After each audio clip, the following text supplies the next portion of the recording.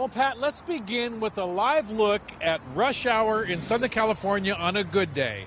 This is 134 East, moving quite well. But the truth of the matter is, people in Southern California consume more gas than many countries. That's why these local refineries are so important. So the question is the refinery fire in Carson over the weekend going to impact how much you pay for gas? Well, the answer is maybe not. Flames lit up the sky in Carson Friday night. Crude oil caught fire in a Phillips refinery.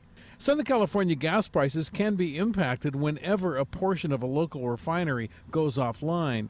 Doug Shoup is with AAA of Southern California. It can have a bigger impact here in Southern California. It's not as easily for us to replace our special blend here. Wholesale prices have not increased. But you can expect to pay more for gas in the coming weeks, not because of fire, but rather because the summer blend of gasoline will arrive soon.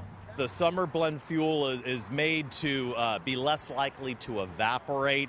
It does cost more to produce, and that cost is passed along to consumers. Typically, the summer blend fuel is about 15 to 20 cents more per gallon. That's why drivers like Dave Corsello look for low prices. I like gas to be low, so I will, within reason, search to try to get the best price I can get. That's good advice. We found premium as high as $4.03 a gallon compared to another nearby gas station charging $3.59.